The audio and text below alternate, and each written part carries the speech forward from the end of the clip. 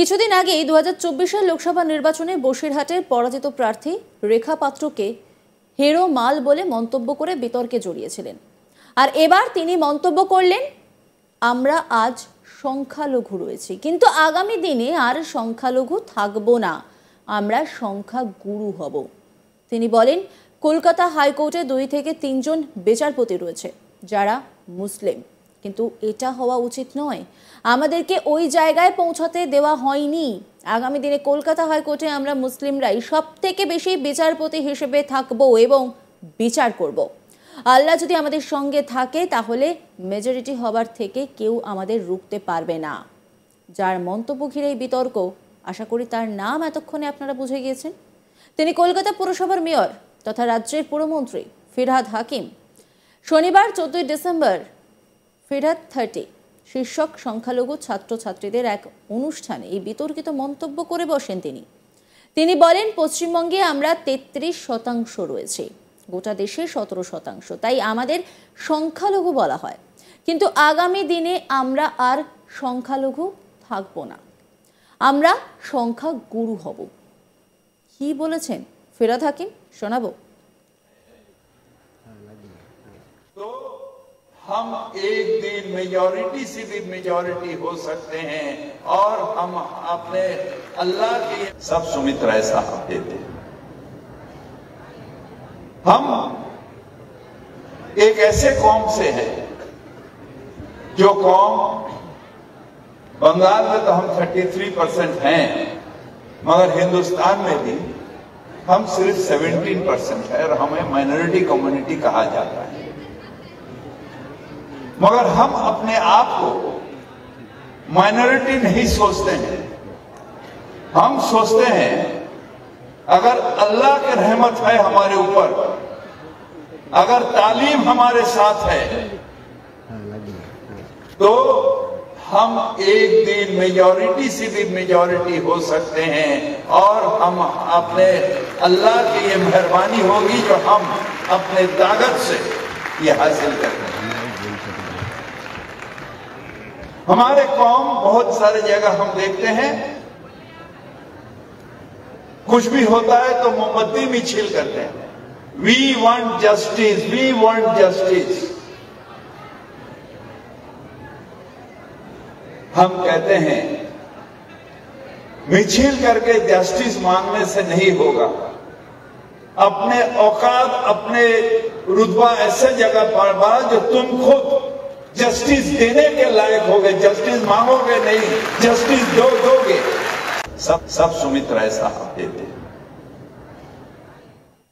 এদিকে ফিরহাদের এই মন্তব্যকে ঘিরে নিজের এক্স হ্যান্ডেলে পোস্ট করে ফিরহাদ হাকিমকে নিশানা করেছেন কেন্দ্রীয় শিক্ষা প্রতিমন্ত্রী তথা রাজ্যের বিজেপি সভাপতি সুকান্ত মজুমদার। তিনি লিখেছেন, তৃণমূলের ফিরহাদ হাকিম প্রকাশ্যে সাম্প্রদায়িক বিদ্বেষ উস্কে দিচ্ছেন এবং একটি বিপজ্জনক এজেন্ডা ঠেলে দিচ্ছেন। এটি শুধু বিদ্বেষমূলক বক্তব্য নয়, এটি ভারতের বাংলাদেশের মতো পরিস্থিতি তৈরির একটি নকশা, নীল নকশা। ইন্ডিয়া জোট নীরব কেন? আমি তাদের এই বিষয়ে তাদের মতামত প্রকাশ করার জন্য চ্যালেঞ্জ করছি। মুখ্যমন্ত্রী মমতা বন্দ্যোপাধ্যায়, আপনার ভণ্ডামি ও ভারত বিরোধী মানসিকতা প্রকাশ পায়। আপনি কি ভবিষ্যৎ কল্পনা করছেন? প্রত্যেক ভারতবাসীকে এই মানসিকতার নিন্দা করা উচিত। আমাদের জাতি তার ঐক্য ও অখণ্ডতার জন্য এই ধরনের হুমকি সহ্য করবে না। প্রসঙ্গত, সনাতনী প্রতিবাদী সাধু চিন্ময় কৃষ্ণ দাসের গ্রেপ্তারির পর থেকে অশান্ত বাংলাদেশের পরিস্থিতি, সে দেশের সংখ্যালঘু হিন্দুদের উপর অত্যাচারের ঘটনা আরও বেশি করে সামনে আসতে শুরু করেছে। আর তার মাঝেই ফিরহাদ হাকিমের এই বক্তব্য যথেষ্ট তাৎপর্যপূর্ণ, জানিয়ে কিন্তু রীতিমতো নানা মন্তব্য শুরু হয়েছে। কি বলেছিলেন ফিরহাদ হাকিম, শোনাবো আপনাদের। सब सुमित्रा साहब देते। हम एक ऐसे कौम से हैं जो कौम, बंगाल में तो हम 33% हैं, मगर हिंदुस्तान में भी हम सिर्फ 17% है और हमें माइनॉरिटी कम्युनिटी कहा जाता है।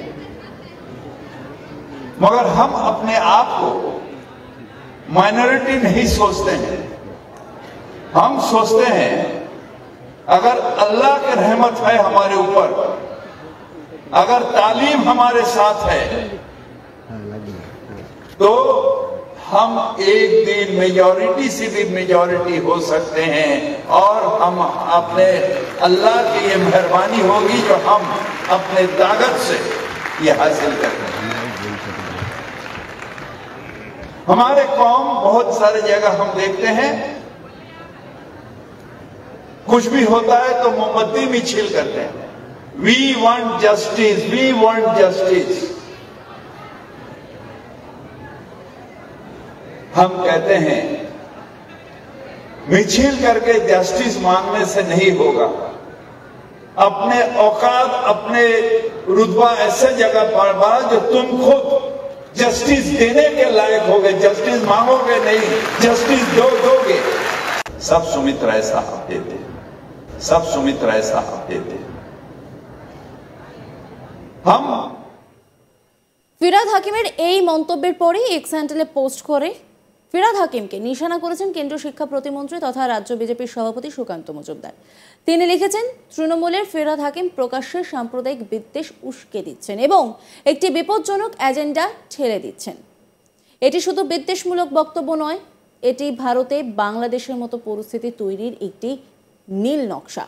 ইন্ডিয়া জোট নীরব কেন?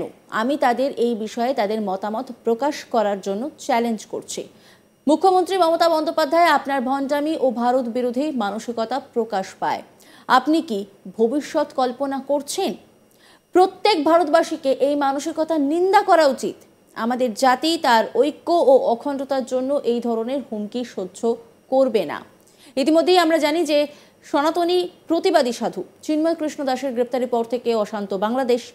সে দেশে সংখ্যালঘু হিন্দুদের উপর অত্যাচারের ঘটনা আরও বেশি করে সামনে আসতে শুরু করেছে।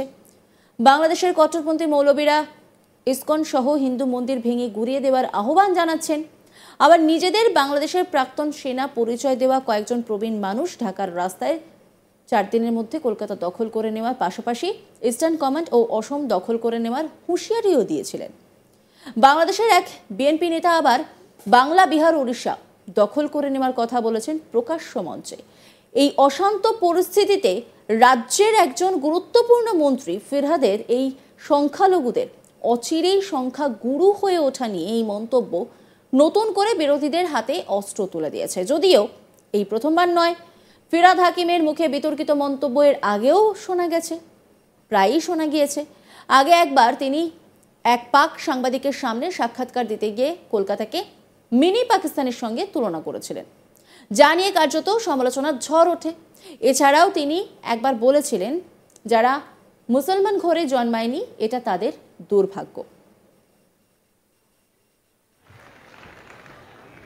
हमारे कौम बहुत सारे जगह हम देखते हैं कुछ भी होता है तो मोमबत्ती मिছিল करते हैं। We want justice, we want justice. নজর রাখুন আজ তাক বাংলার ইউটিউব স্ট্রিমিং এ।